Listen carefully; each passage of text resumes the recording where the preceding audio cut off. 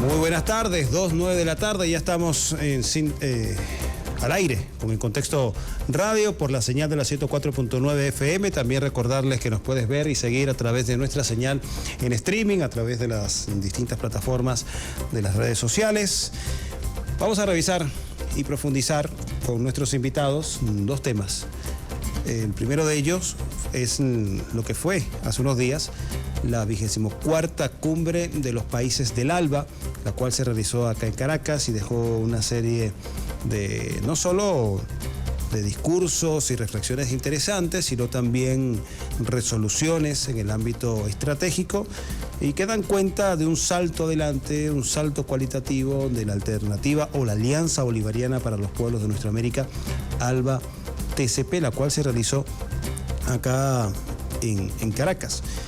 Para revisar este tema vamos a enlazarnos vía Zoom, vía videollamada, para aquellas personas que se pueden conectar por el streaming, con el profesor Ángel Tortolero Leal. Él es analista internacional, también ha sido diplomático, analista político, y con quien con frecuencia conversamos sobre estos temas, un poco para revisar en perspectiva el alcance, las repercusiones que pudiese tener esta más reciente reunión del ALBA, la cual, u organismo que ya cumple 20 años y que celebró estas 2 décadas acá en Caracas, y actividad para la cual asistieron los mandatarios de Nicaragua, Daniel Ortega, el mandatario de Cuba, Miguel Díaz-Canel, también el presidente del Estado Plurinacional de Bolivia, Luis Arce Catacora, y una diversidad de primeros ministros de las islas del Caribe que integran este instrumento de integración, este instrumento diplomático diseñado para, en el ámbito internacional, contribuir también al progreso de la región, la cual aprobó una declaración en la cual se desarrollaría la iniciativa del AgroALBA, un mecanismo para contribuir al objetivo estratégico de la seguridad y soberanía alimentaria. Una soberanía alimentaria que tendría especial énfasis también en el desarrollo de tecnologías y de técnicas para la producción de alimentos, sin la intervención de sustancias químicas, de sustancias que puedan contribuir a que estos alimentos no sean sanos, entre otros temas. Ya tenemos en la línea al profesor Ángel Tortolero Leal, a quien damos la bienvenida a este espacio de En Contexto Radio. Muchísimas gracias, profesor, por estar siempre conectado, disponible con nosotros para compartir sus reflexiones, sobre justamente lo que estábamos hablando al comienzo, la 24ª reunión o cumbre del ALBA-TCP. Desde su perspectiva, ¿cuáles serían el impacto, la importancia que deja esta cumbre, que tomó resoluciones en el ámbito de la agricultura, seguridad, soberanía alimentaria, seguridad energética, en donde se rescataría este instrumento del Petrocaribe bastante vulnerado por las medidas coercitivas de los Estados Unidos, y que no solo afectaron a Venezuela, sino también al Caribe? Se decidió también en el ámbito de desarrollar, la necesidad de desarrollar e incursionar en la inteligencia artificial, además de la ciencia, la tecnología y la innovación. Su visión, su valoración respecto a estas decisiones. Bueno, muchas gracias, Carlos. Como siempre, es un honor para mí participar contigo en tu programa, tanto en televisión como en radio. Y bueno, además está decirte que este esfuerzo es una conquista que se hace a contracorriente de lo que los enemigos de la multipolaridad quieren hacer. Hay que recordar que el ALBA, UNASUR y todo, la CELAC, los organismos, vamos a decir, multilaterales más importantes de este continente, han sido torpedeados, se han querido implosionar desde adentro. Sin embargo, los temas que trabaja el ALBA en esta oportunidad, o mejor dicho, desde su creación, ha sido la búsqueda de soluciones frente a los grandes cambios que nos plantea el siglo XXI. La posición frente al cambio climático no es nada nueva, una preocupación histórica de Fidel Castro Ruz, en el siglo pasado, y de Hugo Chávez, desde que llegó a la presidencia, desde mucho antes, pero cuando llegó a la presidencia de la República en el año 98, su primer reclamo era: había que cambiar, no cambiemos el clima, cambiemos el sistema, decía, porque el sistema capitalista es depredador del medio ambiente. Ya Fidel Castro Ruz había dicho: una especie está en peligro, y es la especie humana. Y bueno, y seguimos sumando voces allí. Podamos recordar las palabras del Gabriel García Márquez, quien nos dijo que, bueno, que el baile de la cucaracha estaba próximo porque serían las únicas que sobrevivirían a una conflagración nuclear, pensando en la destrucción del mundo. Pero fíjate como cuando tú ves los tres discursos, los resumes y miras así por la ventana de tu apartamento, por la calle, y sientes la temperatura, sabes que el cambio climático está aquí, que Caracas no es tan fría como antes, y de que las zonas calurosas cada día son más calurosas, que Colombia no tiene años sin lluvia, y de que el fenómeno del niño y la niña son una realidad. Entonces, frente a eso, la solución, aunque por lo menos la primera parte de la solución es hacer conciencia global sobre ese tema. Y mientras la Europa está preocupada en atacar a Rusia a través de Ucrania y de asesinar militares y generales y acabar con Irán y acabar con África y atacar a Venezuela por llamarnos pues que no somos democráticos, pues mira, el ALBA está invocando a una razón que nos une a todos los seres humanos sin distingo de raza, credo o religión. También hay que decir, lo que acabas de decir en tu introducción, muy bien hecha, el tema de Petrocaribe. O sea, Petrocaribe se ha visto afectado por las medidas coercitivas contra Venezuela, porque el abastecedor de Petrocaribe, para satisfacer la demanda de ese commodity llamado petróleo en toda el CARICOM, en toda la América caribeña, digamos, en estos países que están en el Caribe occidental, bueno, era Venezuela, porque Venezuela fue el productor seguro que les logró hacer posible mejorar la vida desde Cuba hasta San Vicente y la Granadina, en ese cordón de países que están allí. Entonces, el ALBA toma conciencia. En lo político, vuelve otra vez el ALBA a anunciar pues su preocupación y sus acciones en pro del restablecimiento de la democracia. ¿Y qué es democracia? La decisión de las mayorías. No es posible llamar demócrata a la señora Dilma Boluarte y decirle dictadora a Nicolás Maduro, que ganó unas elecciones mayoritariamente votado el día 28 de julio. Pero profesor, disculpe que le interrumpa, pero este tipo de contradicciones no solo se expresa en el caso de Dina Boluarte, lo podemos ver en el caso de Siria, en donde grupos calificados como terroristas por la ONU, Estados Unidos, Europa, ahora son despachados como rebeldes y amigables con la diversidad. Bueno, ahora de ruta que el hombre pasó de terrorista a demócrata, pero en menos en 5 horas. Bastó que llegara al poder y se le acabó, ya no hay $10 millones sobre su cabeza, ya no es un terrorista contumaz, ya le han borrado su pasado en Al-Qaeda, ya no es enemigo de los Estados Unidos. Bueno, y ahí está el fenómeno de Siria, hay un trabajo del cual participé en Últimas Noticias, lo he publicado por ahí, está publicado en la web, donde uno advierte no para escandalizar, sino para decir cosas que están sucediendo y que pueden suceder. El ALBA también toma previsiones al respecto. Es que es un formato. Hoy Siria es un archipiélago de ambiciones y ambiciosos, y está dividido en no sé cuántos pedazos, uno de ellos, por cierto, en manos del gobierno sionista de Netanyahu, que con una facción de los drusos que ha logrado tomar control de esto que llaman las alturas del Golán. En Venezuela, la tentativa de dividir esto en república no solo está en el discurso más aplaudido del comandante eterno Hugo Chávez Frías, aquel que van a dividir Venezuela en 5 republiquetas. No, es una aspiración desde el siglo pasado continuada. Y nosotros geográficamente tenemos una tentativa allí en Guyana, y sabemos que cuando hablamos de Guyana estamos hablando del estado Bolívar, estamos hablando del Amazonas, o sea, todo lo que está al sur del río Orinoco.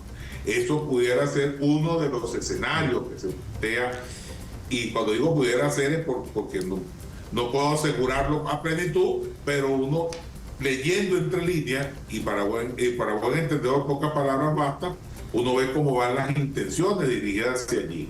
La amenaza de la señora María Corina Machado y de su monigote, el señor Edmundo González, de llegar el día 10 y plantearse el día 10 como una fecha histórica donde va a iniciar la gran revuelta popular y civil y no sé qué cosa. Nada de eso es verdad. En Venezuela, el pueblo venezolano, independientemente de sus preferencias políticas y doctrinarias, está más comprometido con la paz que nunca, porque sabe que en paz podemos resolver esta crisis inducida por las medidas coercitivas y unilaterales. El ALBA Profe, le quería justamente preguntar sobre el ALBA, para volver sobre el ALBA y sobre su consideración o valoración sobre este instrumento que,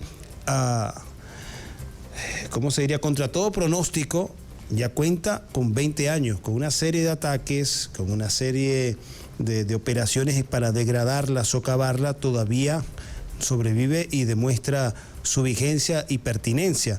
Su enfoque, su valoración sobre esto. Mira, la valoración del ALBA no se puede entender sino en el marco de una gran estrategia global, y este es un inicio que hicimos con muy buen pie en América Latino-Caribeña, y los países que son miembros son faro de luz para decirle al mundo hay que viajar sobre las coincidencias y obviar las diferencias en materia internacional para coincidir en pro de la solución de los grandes problemas que tenemos como humanidad, como región, como zona. El ALBA no se queda solo en discurso, el ALBA ha avanzado desde su inicio, desde su creación.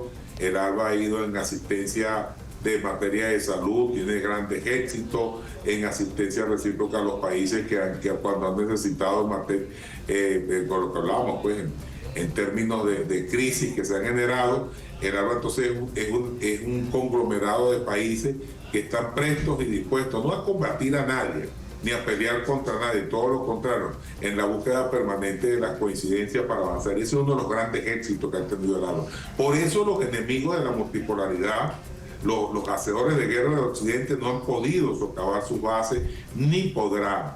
El ALBA está presente, y esa declaratoria final es una pieza que está allí. Más que una declaratoria, es la muestra de los objetivos que se ha trazado como organización para cumplirlo en un tiempo perentorio que va proyectado hacia la agenda, hacia el 2030. Y está plenamente en correspondencia, Carlos, y esto es lo que no dicen los medios de prensa, vamos a decir, de la ultraderecha internacional. Está en plena correspondencia con la Agenda 2030 de la Organización de Naciones Unidas, que tiene unos objetivos claramente marcados. Y por cierto, que los países latino-caribeños, los que están en el ALBA y los que están en la CELAC, que coinciden muchos de ellos, han logrado en menos tiempo de lo que los países occidentales preponderantes, hegemónicos, han podido avanzar. Nosotros podemos mostrar logros en materia de salud, podemos mostrar logros en materia del hambre de nuestros pueblos, de la capacidad de abastecimiento alimentario. Nosotros podemos mostrar muchos logros. Y el ALBA lo que hace es recoger estas iniciativas, ponerlas en función de una gran agenda y desarrollarla en conjunto con sus países miembros. Profe, sobre estos temas de organismos internacionales, me gusta hacer la pregunta en torno a cómo colocar esto a nivel de la gente. Me refiero a cómo se traduce el trabajo del ALBA en la vida cotidiana de las personas. Las personas en la calle pudieran decir, bueno, de qué me beneficia o no, de que el ALBA siga vigente, de que se reúnan los presidentes de Sudamérica y el Caribe, que están integrados a este organismo, que han hecho ellos para contribuir al bienestar de alguna forma u otra de nosotros los ciudadanos. A pesar de todas las crisis económicas que estamos atravesando, esta crisis inducida, no podemos olvidar que hay una presencia de los médicos y médicas cubanos que están en este país y es porque Cuba es parte del sistema del ALBA, así como están en Bolivia, así como están en todo el Caribe prestando su auxilio. También hay que decir que la colaboración en lo estratégico, en lo particularmente estratégico en materia de salud, se sigue manteniendo con mucho menos fuerza que antes, porque sabemos que estamos atravesando grandes crisis económicas, pero temas temas que son muy difíciles de tratar por muchos de los países que son miembros, se tratan en colectivo y se llevan a Cuba, se llevan a Venezuela, se trae el intercambio comercial entre los países pertenecientes al ALBA, cada día es mayor y cobra mayor importancia. Un intercambio comercial que no va dirigido hacia la especulación, sino hacia el abastecimiento y, como todo negocio, pues, hacia las ganancias justas que debe tener cada uno de los países por la inversión que hace. El ALBA se traduce entonces en una oportunidad maravillosa para nuestros pueblos en cuanto a la asistencia recíproca de cada uno de los pueblos con las potencialidades que tengan. ¿Cómo lo vivimos? Bueno, cuando usted venga a un CDI y vea que ahí hay un cubano, una cubana, usted diga, bueno, mira, esto es producto de una gran alianza que no solo es entre Cuba y Venezuela, sino que es continental, es una alianza puesta al servicio de la humanidad. Cuando usted vea que en San Vicente y la Granadina, cualquier ciudadano de ese país prende la luz, debe saber que también es gracias al ALBA, porque ahí tiene la presencia Petrocaribe y ahí tiene el abastecimiento del commodity petróleo que le permite tener luces. Cuando Chávez llegó al poder, cuando Chávez llegó en el año 98 y Fidel Castro vino a Venezuela, la primera petición que hizo el CARICOM en conjunto era gestionar en Venezuela alguna forma de abastecimiento del commodity petróleo para poder tener luz, porque esas islas vivían oscuras. Chávez lo dijo muy simbólicamente, dijo, pasé por el Caribe y casi que no veo los países que lo componen, porque ninguno tiene luz en la noche, porque la energía es extraordinariamente cara. El ALBA trató el tema también de Haití, que es una vergüenza para los latinoamericanos, porque no es posible que todavía en el siglo XXI tengamos un pueblo que está totalmente abandonado, y digo una vergüenza porque nos da pena ajena. No por los haitianos. ¿Cuál es el origen de eso? ¿Ah? No por los haitianos, sino por su propia clase dirigente y también las intervenciones extranjeras por parte de Estados Unidos. No, por los haitianos jamás. Haití, que ha pagado muy caro haber sido el primer país de esta tierra, o las primeras tierras liberadas del imperio, ha pagado muy caro ser la primera república de este continente. Y bueno, y muchos países hacen caso omiso, dan la espalda, pues el ALBA está atendiendo, está montado sobre la búsqueda de la paz en Haití, no de manera declarativa solamente, sino con acciones concretas, reuniones. O sea, el ALBA se convierte entonces en un cuerpo multilateral que permite tratar estos temas y avanzar en pro del desarrollo de los estados, más allá del gobierno que lo ocupe. Profe, ya nos queda un minuto para completar esta conversación. Está en sintonía de la 104.9 FM Venezuela News Radio, y no quería cerrar esta entrevista con otro tema que me parece relevante en el contexto de la 24ª Cumbre del ALBA, que no solo decidió en temas que también están dentro del contexto y la importancia global en materia de soberanía alimentaria, de seguridad energética, también de inteligencia artificial, ciencia, tecnología e innovación, sino también otro tema sobre el cual están avanzando otros bloques, que es el intercambio de monedas locales propias o mecanismos de intercambio financieros alternativos al dólar. Se habla en esta última resolución de volver a este mecanismo del Sucre, el Sistema Unificado de Compensación Regional Sucre. Su valoración, ya para cerrar, sobre esta iniciativa del ALBA, que entiendo se estaría acoplando a la corriente global en este sentido que ya venía describiendo. Sí, mira, rápidamente, ya sé que te queda poco tiempo, fíjate. Prescindir del dólar no es un mero capricho, no es porque seamos enemigos del dólar. Abrir una cesta de moneda es la lógica que nos lleva al mercado moderno. ¿Por qué? Porque el dólar ha servido como mecanismo de intervención y de coerción a los países. ¿Qué nos impiden las medidas coercitivas unilaterales principalmente? Las transacciones en el sistema bancario. Pero ¿qué pasa cuando cada pueblo asume su propia moneda e intercambiamos tal cual como intercambia hoy Rusia y China y Arabia Saudita y la India, que hacen su comercio en las monedas propias? Bueno, prescindes del dólar, la no usabilidad del dólar te permite ser libre en el mercado. O sea, los que vienen proclamando el libre mercado, nosotros le ponemos al frente el reto de aceptar el libre intercambio entre las naciones en la moneda de su preferencia. No tenemos que seguir bajo la égida del dólar. El dólar es una imposición, y lo digo con propiedad.